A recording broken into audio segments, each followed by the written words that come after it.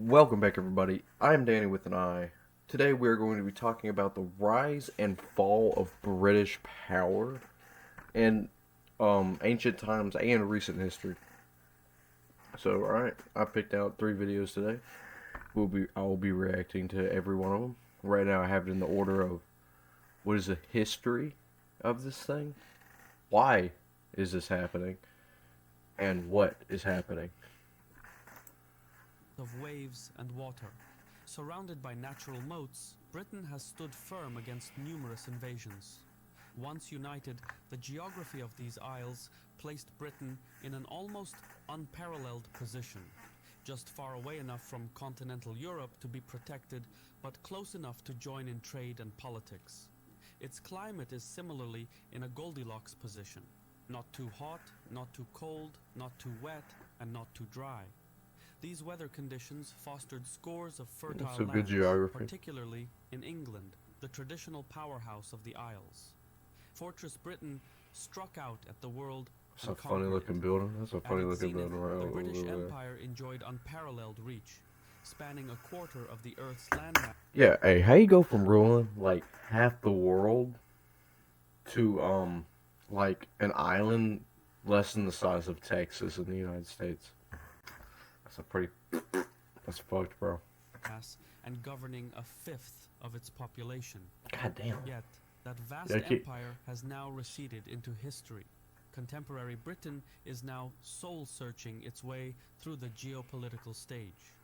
And even though the country ranks as the world's 6th largest economy and boasts 6th largest economy. Yeah, maybe like economy to size ratio, maybe. But like, dude, they can barely afford food and let alone to heat their homes. Say it's 6th economy in the world, whatever, highly man. commendable military force, Britain is grappling with its post-imperial identity. Okay. It confronts internal tensions stemming from its departure from the EU, and amplified by separatist sentiments. When the future looks that grim, Brexit. the past becomes Scottish that people. much more bright. But if Britain is to succeed, if it wants to cling to a top spot in the global pecking order, it must get some change land. with the times, or become a relic of history.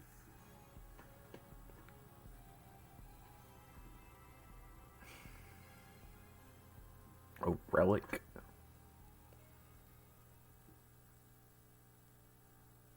How the times have changed for British geopolitics. For the first time in history, Irish nationalists will lead Northern Ireland's government. More than 250 articles were published on this story. Ground News, which is today's sponsor, helps me cut through the noise. Jeez, man, peep game locked in, alright? I'm sorry about the ads, yo. English, Scots, Welsh, and Irish, the British Isles lie just off the coast of northwestern Europe. Okay. This cluster of temperate islands consists of 2 independent states, the United Kingdom and the Republic of Ireland. The Isles are entirely encircled by the ocean, creating a formidable natural barrier on every front. Yeah. The treacherous waters of the And they North got like Sea, cliffs and once stuff. a highway for Norse raiders, have transformed into Europe's most crucial energy hub. The North Sea oil and gas reserves are substantial. The waters off the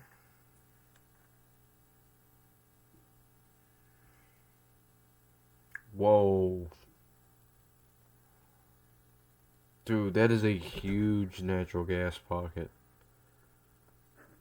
Oil, gas fields, mixed fields. Wow, that's a lot of energy. The coast of the United Kingdom still contain oil and gas They got one in a little pocket right there on their little, right next to Liverpool. barrels of oil. That is enough to fuel the UK for 30 years. The Atlantics marks Britain's western frontier, stretching thousands of kilometers to the Americas. In contrast, the English Channel to the south narrowly separates Britain from mainland Europe. But thanks to the marvels of modern engineering, a land bridge of sorts now exists. A land bridge tunnel. of... This underwater railway tunnel connects the I didn't ports know of there was a Dover tunnel. and Calais in France with 2 train tracks. It is a bustling two-way conveyor belt, constantly shifting goods and people between Britain and the European continent. Britain is distinct in the fact that it is 4 separate countries united into a singular sovereign state. Then, oh In yeah, England, Wales. fertile lowlands, rolling hills, and urban centres make up the lion's share of Britain's territory Scotland. and 67 million population. It was To the like the north, blue flag Scotland's with the. landscape is a dramatic contrast of rugged Scotland. highlands and populated lowlands. It was Meanwhile, Scotland. Wales offers its own picturesque I mountainous know a lady from vistas. Wales. Across the Irish Sea lies Northern Ireland. Ireland, a constituent country of the United Kingdom. Unlike the Republic of Ireland, which pursued independence, Northern Ireland remains an integral part of the United Kingdom. Okay. In the late 1990s, I never London really looked granted into it. Edinburgh, Cardiff, and Belfast each distinct degrees of devolved political authority, allowing them to self-govern and address the unique needs of their populations. Oh yeah, that's how you have a good This formula government. has That's what a shaped the good United government would Kingdom do. into the power it is today, but it wasn't always so. A It friend- wasn't always so. What? The rise? We're just now getting on the rise. Was this geopolit? So he just told us about the Isles. Tell you what, we're skipping that. I'm sorry. Like, I watched the whole thing before, but I kind of forgot how long it is until it gets to the good part. Good video, though. I recommend you all watch this. Caspin Report. TLDR News. We're skipping this intro. So he's going to talk about international comparisons and how England and being compared to other countries is a little skewed. Explain how international comparisons work in economics. That's because while international comparisons can be illustrative, they can also be deceiving. And commentators often use convenient or sometimes even misleading metrics in order to make their point. For example, the 2 places that the UK is most often compared with when describing its poverty are Central European countries like Poland and the Hungary. United States. According to the headlines, Hungary. Poland is due to catch up with the UK this decade, and the Tough. UK is already far. Dude, you're letting the land of fib boys fuck you over. You know how embarrassing that is, man? Maybe we're gonna cut that bit out. In the United States. For example, every so often a headline appears declaring that the UK is poorer than the vast majority of American states. It's like every other including year. Places like Alabama, which usually comes as a bit of a shock to anyone who's been to both places. Usually, however, these 2 comparisons rely on different metrics. The claim that Poland will overtake the UK, for example, is based on household income adjusted for purchasing power, while the claim that Alabama is wealthier than the UK is usually based on GDP per capita. The thing is that these are very different metrics, and neither is a perfect measure for wealth. Let's start with GDP per capita, which can be misleading for at least 2 reasons. Firstly, when they're not adjusted for purchasing power, GDP comparisons with the US depend a lot on exchange rates. Essentially, because GDP is measured in dollars, how wealthy another country looks compared to the US depends on how strong the dollar is at any point in time. Swiss franc. When it's strong, everyone else looks poorer. Swiss franc. And when it's weak, everyone else looks wealthier. In theory, this shouldn't be an issue. Economic orthodoxy will tell you that if the dollar is strong, then it's because there's genuinely a lot of demand for American goods, and as such, the American economy is really booming. However, because the dollar is the world's reserve currency, its strength depends on factors entirely separate from America's actual economic performance. For example, the dollar has had a very good time since Putin's war in Ukraine. It has. People flock to the dollar as a safe currency in times of crisis. This is why every time the dollar goes through a period of strength, commentators on Twitter have a passionate argument about just quite how poor Europe is relative to the US. Hell yeah. But like you also got to think about it. Some people in the United States are little not in the know that the European Union is a collection of countries, which is obvious to my viewers. But it's a lot smaller than you think. Like, for us, it could take us like a few hours to get through state lines. To them, just to get through country lines, 45 minutes, hour and a half. You could hop from country to country. You can go from Amsterdam to like some other whack ass place really quick. It's crazy. And people compare it and say like the US is so much better. Which we are. But like, you know, we also got like a crazy amount of oil. We have Alaska, Ford, the Chevy 454. That's why we're better. Okay, Alabama looks a lot wealthier because the dollar has strengthened against the pound for semi-political reasons that don't say all that much about the UK or Alabama's actual economic development. It's not just currency that's muddying the water here either though. GDP is a measure of output, not household income, which might be a better measure of wealth. Arguably, the fact that America's output and productivity is so high, and yet places like Alabama don't look or feel inordinately wealthy, probably says more about the political economy of the US than it does about the wealth of the UK. On the other hand, household income adjusted for purchasing power, which is the metric behind the claim that Poland will soon overtake the UK, in some sense overstates the convergence between these two countries. This measure essentially takes the income of the median household in each country and sees how much stuff they could buy in their country.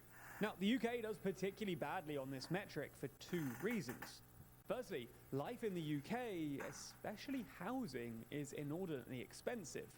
And secondly, the UK is a less equal society than Poland. Yeah, that's different. It's like comparing Texas to California. They're both really rich, but they're way different. The UK all of a sudden looks a lot wealthier. According to the latest World Bank data, the UK has a GDP per capita of about £46,000, nearly triple that of Poland's £18,000. Overall, though, the point we're making here is that there's no perfect way of measuring wealth, and different metrics can paint very different pictures. Nonetheless, that's like comparing feet to miles. The fact that the UK's GDP is so far behind America's is in part a symptom of the UK's measly productivity growth. For context, productivity measures economic output per hour of work, and it's maybe the most important metric in all of economics. And that's because without higher productivity, a country's GDP can only grow by making people work more, or by bringing more people into a country. Which is why Paul Krugman once said, productivity isn't everything, but in the long run, it's almost everything. Anyway, the UK's so-called productivity puzzle reflects the fact that since the financial crisis of 2008, UK productivity has essentially flatlined. Productivity growth was already on the decline before the crisis, but if the pre-2007 trend had continued, productivity would now be 16% higher than it actually is. Similarly, the fact that the UK's median household isn't much better off than Poland's is in part a symptom of both the UK's acute inequality. Well, I mean, they're different countries, though. Living in the country. Yeah. Now, one of the reasons that the idea of Poland converging with the UK shocks so many commentators is because when they think of the UK, they think of London, which is one of the wealthiest of Europe.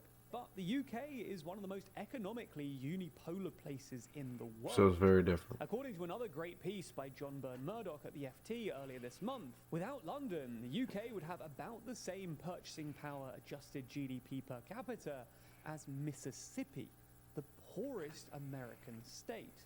And crazy. Adjusted comparisons are also unflattering to the UK because living in this country is expensive. Housing is eye-wateringly costly. Food inflation. Whoa, run that back. What? Is expensive. Housing. I think this is euro. No, that says pound. My bad. Let's read this one. I can't. Yeah, excellent. Something. Red brick house. Small as shit. $142,000 and plus and 500. That very small house, like that. Very small house. Almost $500,000, dude. Jesus Christ. Is eye-wateringly costly. Cut that video out. You're done. I'll tell you what. I think we might make a part 2. I'm feeling a part 2 because this is a really good video. Tell you what, we're gonna call it here. We're gonna come back to opinion. I'll see y'all later. I have been Danny with an I. See ya.